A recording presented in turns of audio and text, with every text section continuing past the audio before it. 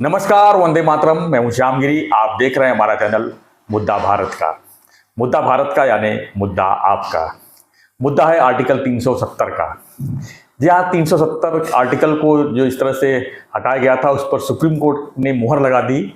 उसके बाद हम जो है अलग अलग लोगों की प्रतिक्रिया ले रहे हैं। इसी विषय पर हमारे साथ में आज हैं भाजपा के वरिष्ठ नेता कृपाशंकर सिंह जी, जिन्होंने जो है 370 को ही लेके कांग्रेस से अपनी छुट्टी ली थी और भाजपा के साथ में हो लिए थे, क्योंकि भाजपा ने ही 370 हटाने का पूरा लोकसभा में अपनी पेशकश की थी।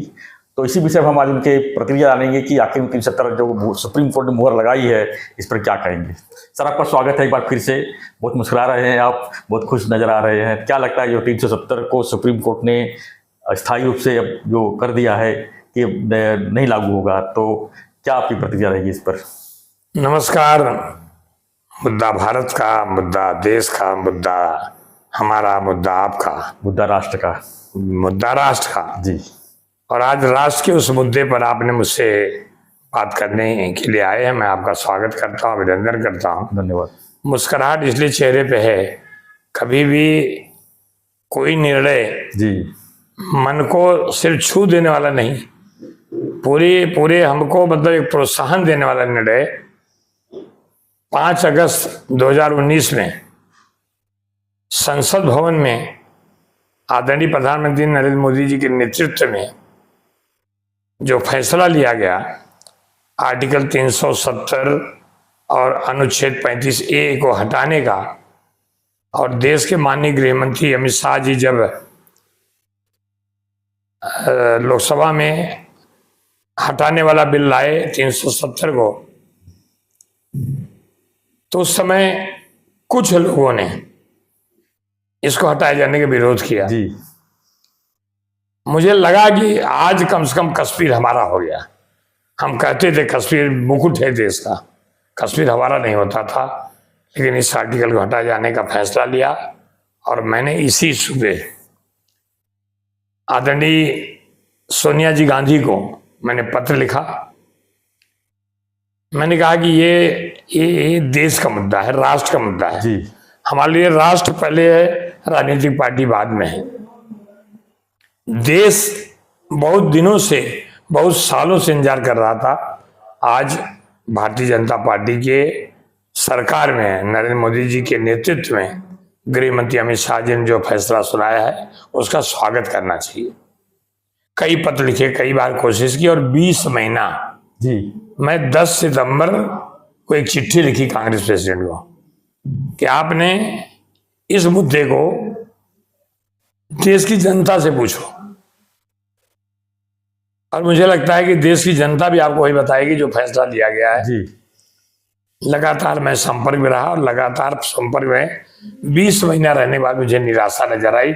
मुझे लग रहा था, उसमें लिखा भी था मैंने, कि आप इसका हटाने का विरोध मत करो, प्रोसीजर का विरोध एज ए मतलब अपोजिशन लीडर आप करो। लेकिन कहाँ कोई सुनने को तैयार था लोग। आज मैं कह सकता हूं कि जो 370 कलम 35 अनुच्छेद को हटाने का विरोध किया, मेरी निगाह में आज हिंदुस्तानी नहीं हो सकता।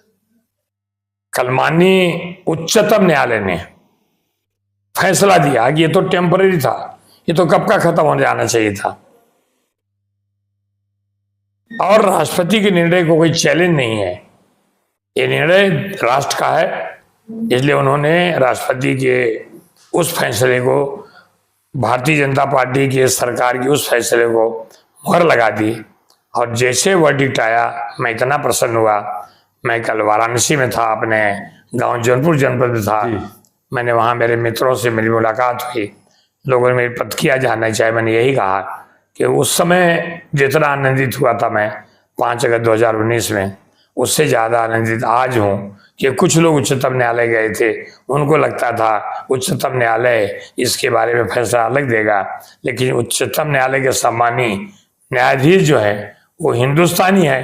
इसलिए हिंदुस्तानी होने के नाते राष्ट्र के विरुद्ध कोई फैसला कोई नहीं दे सकता। मैं फिर से साधुवाद देता हूँ, प्रणाम करता हूँ माननीय सर्वोच्च न्यायालय को, और साथ साथ भारतीय जनता पार्टी सरकार आदरणीय नरेंद्र मोदी जी को, और गृह मंत्री अमित शाह जी को। गृह मंत्री अमित शाह जी को इसलिए कि जब वो 370 हटाने की चर्चा कर रहे थे, बगल से कोई विरोध करने वालों ने कहा आप जाओगे तो पता चलेगा, खून की नदियां बहेंगी। उस समय अमित शाह ने, मेरे रोंगटे खड़े हो जाते बताने के समय, ने कहा कि जान दे दूंगा, कश्मीर नहीं दूंगा, और एक मतलब चींटी भी नहीं मारी उस विषय को लेकर के। ये था देश का फैसला, इसका मैं स्वागत करता हूँ। सिर्फ स्वागत नहीं करता हूँ, मैं ये फिर से कहूँगा, वो लोग जो विरोध कर रहे थे फिर से एक बार सोचें हिंदुस्तानी होने के नाते, अन्यथा मेरी निगाह में जो है वो हिंदुस्तान में रहने वाला आर्टिकल 370 हटाए जाने का विरोध कर ही नहीं सकता। सर, क्या लगता है कि क्या मजबूरी है कांग्रेस सामने कि 370 का विरोध कर रही है?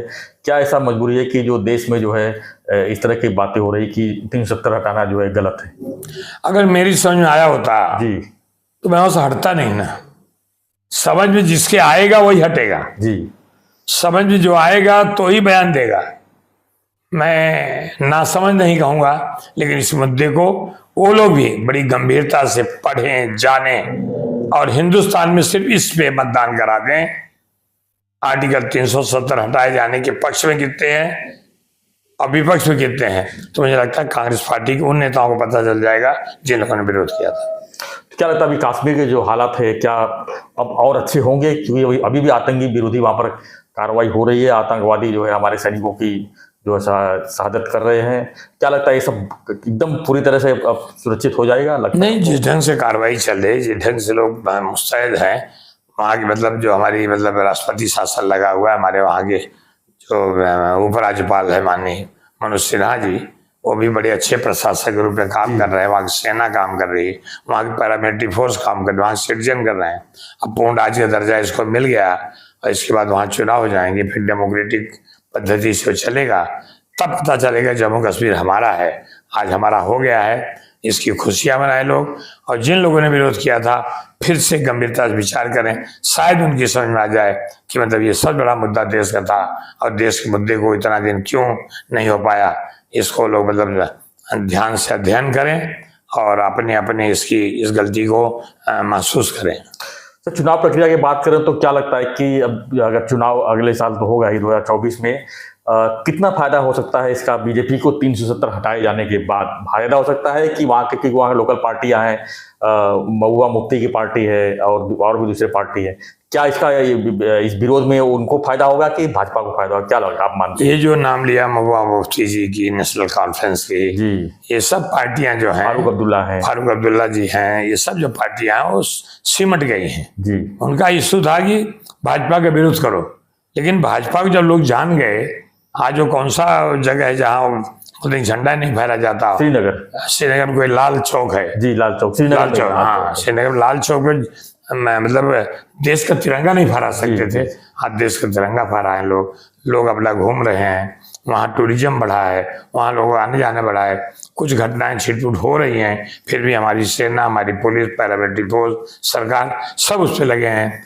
कि आतंकवाद जड़ से खत्म हो, इसका प्रयास जारी है। और जो पीओके है वो हिंदुस्तान का हिस्सा है, हिंदुस्तान का हिस्सा होकर के रहेगा।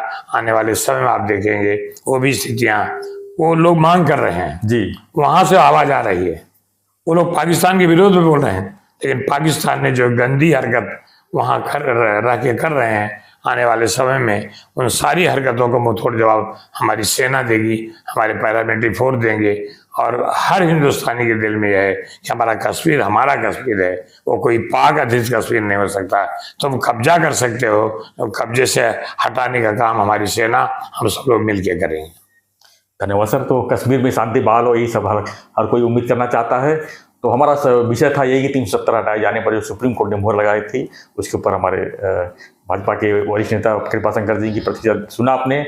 आपका इस पर क्या प्रतिक्रिया है हमें कमेंट बॉक्स में लिखिए, और हाँ रिक्वेस्ट है चैनल को अगर सब्सक्राइब नहीं किए तो सब्सक्राइब कीजिए और बने रहिए हमारे साथ अगले विषय के लिए। धन्यवाद। जय हिंद, जय भारत।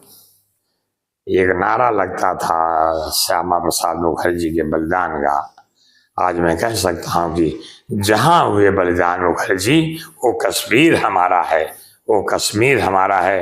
मैं उनको भी अपनी आदरांजलि देता हूँ, उनको श्रद्धांजलि देता हूँ कि जिन्होंने इस कश्मीर को हिंदुस्तान का जो अंग था, अंग होने के लिए आज उनके प्राण चले गए। मैं उनको आदरांजलि देकर के यही कहूँगा कि आज वो कश्मीर हमारा हो गया। धन्यवाद।